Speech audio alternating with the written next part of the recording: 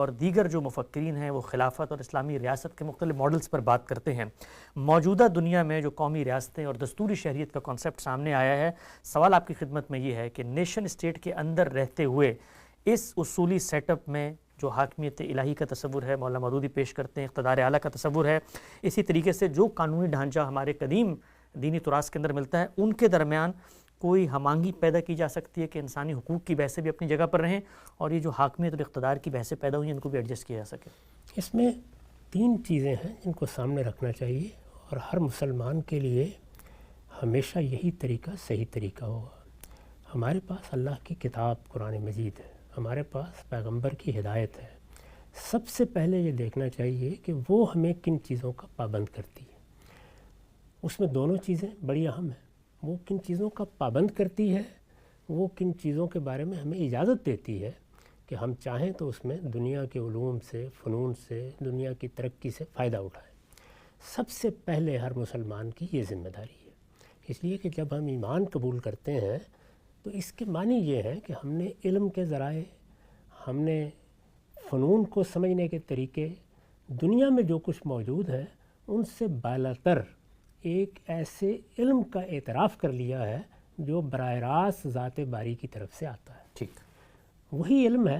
جس کو خود جب رسالت بآب صلی اللہ علیہ وسلم کو دیا گیا تو اس کی تعریف یہ کی گئی کہ وَمَا يَنْطِقُ عَنِ الْهَوَىٰ إِنْ هُوَ إِلَّا وَحْيٌ يُوحَىٰ، یعنی یہ کوئی رسالت مآب صلی اللہ علیہ وسلم اپنی خواہش سے بیان نہیں کر دیتے۔ یہاں خواہش کا لفظ کسی برے معنی میں استعمال نہیں ہوا۔ ہم جب کوئی علم تخلیق کرتے ہیں یا کسی چیز پر رائے دیتے ہیں یا کسی نقطہ نظر کی وضاحت کرتے ہیں یا کوئی نئی تحقیق لوگوں کے سامنے لاتے ہیں یا کوئی ایجاد کرتے ہیں، دنیا میں کوئی قانون دریافت کرتے ہیں، تو یہ در حقیقت ہمارا نقطہ نظر ہوتا ہے، یہ ہمارے باطن سے اٹھتا ہے۔ یہ علم بھی ہو سکتا ہے، یہ ظن غالب بھی ہو سکتا ہے، یہ ظنون و اوہام کی نوعیت کا بھی ہو سکتا ہے، لیکن وہ ہمارے باطن سے اٹھا ہے، وہ ہماری خواہش کا نتیجہ ہے۔ اللہ تعالیٰ نے جو ہدایت ہمیں عطا فرمائی ہے وہ ہماری خواہش کا نتیجہ نہیں ہے، وہ ذات باری کا فیصلہ ہے۔ یعنی ذات باری نے جو ہدایت ہمیں ہماری فطرت میں دینا تھی وہ دے کے پیدا کر دیا، اس کی تفصیلات کے لیے اس نے پیغمبری کا سلسلہ جاری کیا، اور پھر آخری پیغمبر محمد الرسول اللہ صلی اللہ علیہ وسلم کے ذریعے سے ہمیں قرآن دیا۔ رسالت مآب صلی اللہ علیہ وسلم نے اس قرآن کے امتثال میں اپنی سنت جاری کی، وہ سب سے پہلے ہماری توجہ کا مرکز ہوگی۔ موجودہ زمانے میں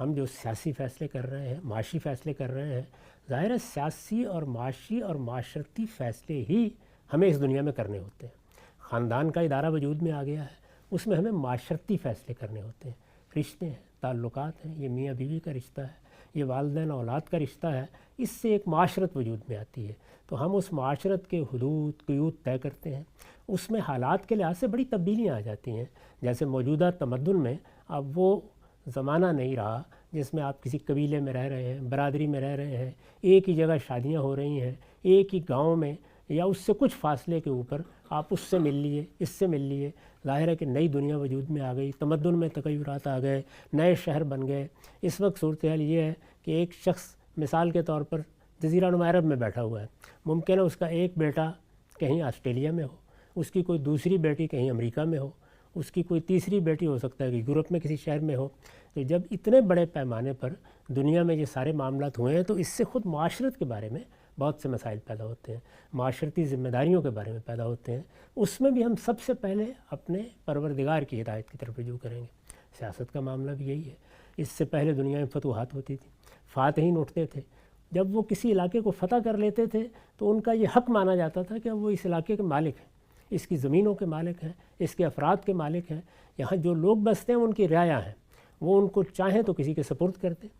چاہیں تو وہ ساری کی ساری زمین اپنے پاس رکھیں، چاہیں تو اس کا کوئی دوسرا بندوبست کر دیں۔ یہ ساری چیزیں دنیا میں لوگوں نے اختیار کی۔ اسلام نے یا اللہ تعالیٰ کے پیغمبر نے بھی ظاہرہ جو ہدایت دی، تو سب سے پہلے جب دنیا کے اس دستور سے واسطہ پڑا تو مثلاً خلفائے راشدین نے، مثلاً صحابہ کرام نے یہ چیز موضوع بنا کے دیکھی کہ قرآن کیا کہتا ہے، اللہ کی ہدایت کیا کہتی ہے۔ یعنی ہم پہلے اس کی طرف اپنے ذہن کو خالی کر کے رجوع کریں گے، سب سے پہلا کام یہی ہے۔ اس کے بعد معیشت کے مسائل پیدا ہوئے۔ معیشت کے مسائل خود رسالت مآب کے زمانے میں بھی تھے، یعنی بازار میں کیا ہو رہا تھا، خرید و فروخت کیسے ہو رہی تھی، لوگوں کو محاصل سے اگر آپ بچانا چاہتے ہیں یا ان پر لگانا چاہتے ہیں، اس کے لیے کیا قاعدے کیا ضابطے ہوں گے، یہ چیزیں خود رسالت مآب کو بھی پیش آئیں۔ تو اس میں اللہ کی ہدایت کو سب سے پہلے دیکھا گیا، خلفائے راشدین کو بھی پیش آئیں، اس میں بھی یہی دیکھا گیا۔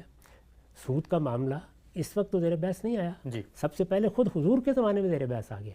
یعنی جن لوگوں نے سودی کاروبار شروع کر رکھا ہوا تھا ان کا معاملہ زیر بحث آیا، اس کے بارے میں ایک قانون بنانا پڑا، اس قانون کے کچھ نتائج قرآن مجید نے بیان کیے، یہاں تک کہ اس میں فوجی کارروائی کی دھمکی دی گئی اور یہ کہا گیا کہ یہ کاروبار بند کر دیا جائے۔ تو یہ کوئی نئی چیز نہیں ہے، اس لیے جب بھی کوئی مسئلہ پیش آئے گا سب سے پہلے ہم پلٹ کے دیکھیں گے کہ ہمارے پروردگار کی ہدایت کیا ہے، ہمارے پیغمبر نے ہمیں کیا چیز دی ہے، اس کو سمجھیں گے۔ اس میں اگر ماضی میں کوئی فہم ہے اس پر بھی نظر ثانی کریں گے، دوبارہ دیکھیں گے، اس کو اچھی طرح غور کر کے دیکھیں گے کیا اس کے سمجھنے میں اس سے پہلے کوئی غلطی تو نہیں ہوئی، اس پر نظر ثانی کی ضرورت تو نہیں ہے۔ جب ہم اس کو سمجھ لیں گے تو پھر ہم دیکھیں گے کہ موجودہ صورتحال کیا ہے، اس نے کیا تقاضے پیدا کیے ہیں، ان پر ان کا اطلاق کیسے کرنا ہے۔ یہ ہماری دینی ذمہ داری ہے، ہم جب مسلمان ہیں تو پہلا کام یہ کرنا ہے۔ علوم میں بات کا مرحلہ ہے، یہ ایک چیز ہوئی، میں نے عرض کیا کہ تینوں چیزیں ہیں۔ دوسرا کیا ہے؟ دوسرا یہ ہے کہ ہمیں جو مسئلہ اس وقت درپیش ہے اس کے بارے میں اس سے پہلے مسلمانوں کا علم کچھ کر چکا ہے، یعنی ہمارے ہاں فقہ ترتیب دی گئی ہے، فقہ کا موضوع ہی یہی مسائل ہوتے ہیں۔ ہمارے ہاں بین الاقوامی قانون کے بارے میں بھی ہمارے فقہاء نے کتابیں لکھی ہیں، مثلا کتاب الخراج ہے، اسی طرح کتاب السیر ہے اور اس طرح کی چیزیں ہیں۔ محمد بن حسن شیبانی کی کتابیں ہیں، اسی طریقے سے کتاب الاموال کے نام سے بعض کتابیں ہیں،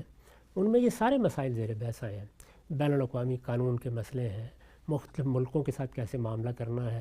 مسلمانوں کی حکومتیں کیا استحقاق رکھتی ہیں، اگر دوسری طرف سے کوئی معاملہ ہو جائے گا تو وہاں کیا کرنا ہے، تو ہم اس علم سے بھی فائدہ اٹھائیں گے۔ ظاہر ہے کہ وہ علم اپنے زمانے کو سامنے رکھ کر اور دین اور پیغمبر کی ہدایت کو پیش نظر رکھتے ہوئے کچھ فیصلے سنا رہا ہے، وہ صحیح بھی ہو سکتے ہیں، وہ غلط بھی ہو سکتے ہیں، ان سے استفادہ کریں گے۔ پھر یہ کہ خود اپنے زمانے میں جو چیز پیدا ہوئی ہے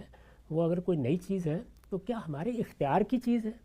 کیا وقت نے اس کو ہم پر مسلط کر دیا ہے، کیا ہم اس سے الگ ہو سکتے ہیں، اس پہلو سے اس کا بھی جائزہ لیں گے، کیونکہ اس میں بھی ہمارے دین کی رہنمائی موجود ہے کہ کب ہمارا اختیار فیصلہ کن ہوتا ہے، کب کوئی چیز ہمارے لیے اکراہ بن جاتی ہے یا اضطرار بن جاتی ہے، یہ سارے اصول ہمیں بتا دیے گئے ہیں۔ ان چیزوں کو سامنے رکھ کر پھر دیکھیں گے، اور جس طرح کہ میں نے عرض کیا کہ اللہ کی کتاب، اس کی ہدایت، یہ پہلے، مسلمانوں کے علم کی روایت اس کے بعد، اور پھر خود اس چیز کا جائزہ، یعنی اس نے ہمیں کہاں کھڑا کیا ہے۔ اگر وہ کوئی دائرہ مباحات کی چیز ہے تو اس میں تو اجتہاد اس میں ہوتا کوئی مسئلہ نہیں ہے، یعنی اس میں ہمیں اس تردد کی ضرورت ہی کیوں ہے۔ ایک نیا نظام بن گیا، وہ سیاست میں بن گیا، وہ معیشت میں بن گیا، اس میں کوئی چیز ایسی ہے نہیں، نہ اصول میں نہ روح میں، آخر کوئی پہلو ہوگا نا جو ہمیں متردد کرے گا، تو تردد پہلے تو دیکھنا چاہیے کہاں سے اس کی پیدا بنا ہو رہا ہے، استدلال کیا ہے۔ اس کی بنا استدلال کیا ہے۔ تو یہ تیسری چیز بھی متعین کریں گے، پہلے متعین کریں گے، اس کے بعد پھر پہلی دونوں چیزوں کی طرف ہماری مراجعت کا عمل شروع ہوا۔ تو میرے خیال میں اس میں یہاں سے بات شروع کرنی چاہیے، اس لیے کہ محض مسلمانوں کے علم سے بات نہیں شروع کی جا سکتی۔